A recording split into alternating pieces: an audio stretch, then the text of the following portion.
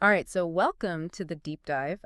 Today we are going to take a look at the Pi network Yes. and some of the common mistakes that folks make when they're first starting out. Maybe you're already mining Pi yourself, or maybe you're just thinking about getting started and Yeah, kind of want to know what to look out for so you don't fall into the same traps. exactly. So to help us with this deep dive, we found an article that outlines, I think, three of the most common mistakes new miners make Yes, the top three. with Pi. And what we want to do is we want to sort of understand what these mistakes are, why they matter, and what you can do to avoid them so you can get your Pi mining journey off on the right foot. Exactly. And I think it's a great resource for anyone who is interested in Pi Network or just starting out to really understand how to navigate it effectively. Yeah, so this is a great article for anyone who's considering getting started, or if you're brand new to it, this will help you get a good foundation. So the first mistake this article points to is a misunderstanding of the mining process. And I think, a lot of people, when they hear cryptocurrency mining, they think of, Yeah. big server farms and dedicated computers and lots of electricity. And a Yeah. lot of new Pi users might think it's similar to that. Yes, absolutely. And I think that's a natural assumption to make because when we hear the term mining, our minds immediately go to Bitcoin or Ethereum mining, Yeah. which are very energy intensive processes. Yeah. But what's really fascinating about Pi Network is that it uses a completely different approach.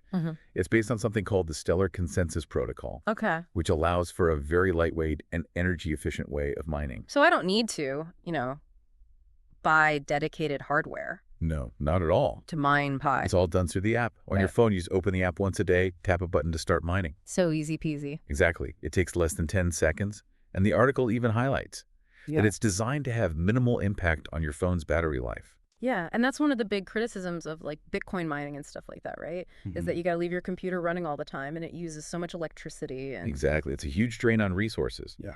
And that's one of the things that sets Pi Network apart. yeah. So why do you think it is that this misunderstanding is such a hurdle for new miners? Like why is it important that we clarify that up front? Well, I think if people have this misconception that Pi mining is this complicated and resource-intensive process, they might not take it as seriously. Right. They might not be as consistent with their daily mining because they think, oh, it's too much effort or I don't have the right equipment. Yeah. So they might miss out on earning Pi. And also, if you don't understand how simple the mining process is, you might not realize Right. that there are ways to actually increase your mining rate within the network.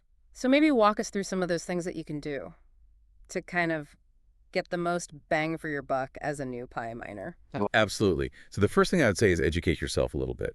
The Pi Network app has a really great FAQ section that answers a lot of the common questions. Okay. And if you want to dive even deeper, they have a white paper on their official website that explains the technology and the vision behind Pi Network in more detail. Okay. So read the docs. It's Always okay. good advice. Yeah.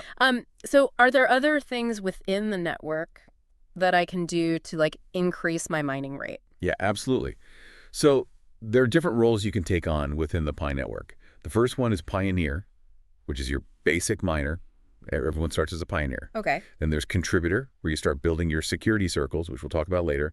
And then there's Ambassador, where you invite other people to join the network. Okay. Each of these roles can contribute to increasing your mining rate. So the more people I invite, the faster I mine? Exactly. Okay. And the more people you contribute to the security of the network, the higher your mining rate will be. Got it. Okay, so it's not just about mining for myself, it's also about building the community. Precisely. It's a very community-driven approach. Okay.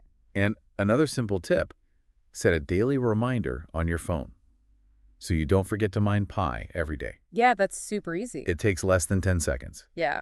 I could see myself forgetting, though, if I didn't have a reminder. It's so easy to forget. Absolutely. So a reminder is key. Okay, so that's mistake number one, not understanding the mining process. Let's move on to number two, which is failing to complete the KYC process. Okay, KYC, this is a big one. KYC, know your customer, right? Exactly. It stands for Know Your Customer. And you see it popping up everywhere these days. Yeah, I feel like I'm doing KYC for everything now. It's like every platform wants to know everything about me. It's becoming the standard, especially in the financial world. Right. So can you break down what KYC means in the Pi network specifically? Because I know it's like a verification thing, right? Yes. Essentially, it's a process where Pi network verifies your identity They'll ask you to submit some documents like a government-issued ID, and sometimes they might ask for a selfie. Right. So it's like proving you're a real person. Exactly. It's to prevent fake accounts and bots from flooding the network.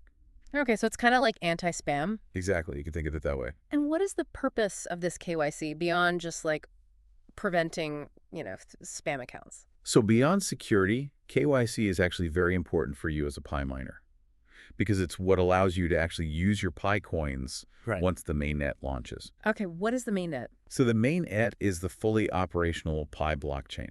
It's when Pi becomes a truly decentralized cryptocurrency. Okay, so right now we're kind of in like a test phase. You could say that it's like a beta phase. Oh, okay. And then once the mainnet launches, yeah, that's when Pi goes live to the world. Exactly. That's when it becomes tradable on exchanges, potentially spendable in the real world. Got it. And to participate in all of that, you will most likely need to have completed KYC. So if I don't do KYC now, all the Pi that I'm mining is basically useless. Well, you'll still have the Pi, but you might not be able to do anything with it. You might not be able to transfer it, trade it, or spend it. Oh, okay. So it's like having a car without the keys. Exactly. You have the asset. Yeah. But you can't really use it to its full potential. Okay, so that sounds like something I definitely want to do.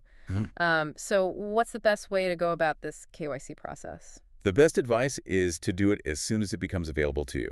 You'll find a KYC section within the Pi app, and they'll guide you through the steps. Okay. It usually involves submitting a government-issued ID and taking a selfie, and it's important to be patient because the verification process can take some time. Okay, so don't wait till the last minute. Definitely not, because you don't know when the mainnet is going to launch. Right. And you don't want to be scrambling to complete KYC at the last second. Right. Okay, so do it early and be patient. Exactly. And keep an eye out for notifications in the app. Yeah. Because they often roll out KYC in phases depending on your region. Got it. So I might not be able to do it today. I might have to wait. You might have to wait a little while. Okay. But be ready when it's your turn. Cool. All right, so that's KYC. That's the second big mistake that new miners make. Yes. The third one, and this one I think is interesting because it's not so much about the technical side of things. Cool. It's about the community aspect of Pi Network. And this is not engaging with the community or building a security circle. Yes, and I think this is really important because Pi Network is not just about the technology, it's also about the people. Okay. And building trust within the network. So it's more of a social thing. It has a strong social element to it. Than just mining. Absolutely. Okay. So let's talk about security circles first.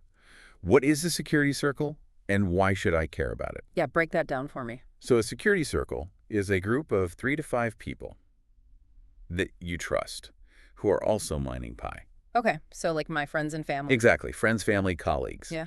Anyone who you trust who's also using Pi Network. And you add these people to your security circle within the app. And what does that actually do? Does that just like give me a list of people I can chat with or? It's more than just a chat list. It actually contributes to the security of the entire network. Okay. And it can also boost your mining rate. So how does it do that? The idea is that by vouching for a group of trustworthy people, you're collectively creating a more secure environment for Pi mining. Okay. Because it's less likely that a malicious actor would be able to infiltrate multiple independent circles of trust. Got it. So the network rewards you for that contribution by increasing your mining rate. So I should try to pick people who are also like active in the community and trustworthy and all that. Exactly. The more active and trustworthy your circle members are, the more significant the bonus you'll receive. Okay, cool. And what about the community aspect? So we talked about security circles. What about the wider Pi Network community? So beyond security circles, there are many ways to engage with the wider Pi community. There are chat groups on platforms like Telegram, and there's often an in-app chat feature as well. Oh, cool. These are great places to connect with other Pi users, share tips, ask questions, stay updated on the latest news and developments.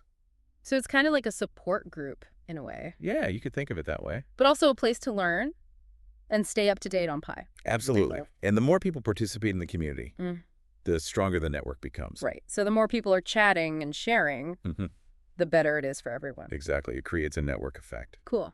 Okay, so we've talked about 3 big mistakes. Why don't we just do like a quick recap to make sure everyone's got it? Sure. So mistake number 1 is not understanding the mining process. Yep. Thinking that it's more complicated than it actually is. Right. Assuming it requires expensive hardware or a lot of energy. Exactly. And because of that, you might not be as consistent with your mining. And you might miss out on ways to increase your mining rate. Exactly. Okay. Mistake number 2 is failing to complete the KYC process, which could mean that you can't actually use your Pi coins later on. Exactly. You might be locked out of the mainnet. Right. So definitely don't skip that step. Don't put it off. Even though it seems like a hassle, get it done. Do it as soon as you can. Okay. And mistake number 3 is not engaging with the community or building a security circle, which means you're missing out on potential earning boosts. Yeah. And you're also potentially making your account less secure. Exactly. And you're not fully embracing the community-driven aspect of Pi Network. Yeah. Which seems to be a pretty important part of it. It's one of the things that makes Pi unique. Yeah. Cool. All All right. right. So those are the 3 big mistakes to avoid. 3 common pitfalls, but easily avoidable. Yeah. And if you can avoid those, you're setting yourself up for success as a Pi miner. Absolutely. You'll be well on your way. Okay, so as you're listening to this, think about your own approach to Pi Network. Maybe you haven't looked at the white paper yet. Yeah. Maybe you need to strengthen your security circle. Or maybe you haven't joined any of the community chats. Yeah, take a moment and see if there are areas where you can improve your mining game. Exactly. There's always room for improvement. And this kind of brings up an interesting question that I was thinking about as we were prepping for this. Okay. This whole community aspect of Pi Network. It's really interesting, right? Because it's different from a lot of other cryptocurrencies. Yeah, it's a very different approach. Yeah. Most cryptocurrencies are focused on decentralization Mm, and anonymity. right. It's all about not knowing who the other people are Yeah, and just trusting the technology. exactly. Trust the code. But Pi Network is almost the opposite. It's like they're trying to build a community. Yeah. It's about building trust through human connections Yeah. as well as the technology. So I'm curious to see how that plays out in the long run. Do you think that will make Pi Network more stable or? It's an interesting question. Mm-hmm. And I think it's something that we'll have to see play out over time. Yeah. But it's definitely a unique approach. And it'll be fascinating to see how it impacts the future of Pi Network. Yeah. So for all of you listening out there, I'd love to hear your thoughts on this. Do you think this community focus is a good thing or a bad thing? How do you think it will affect the long-term value and stability of Pi? Leave us a comment. Let us know what you think. Yeah, join the conversation. All right, that's it for the deep dive today. We'll see you next time. See you later.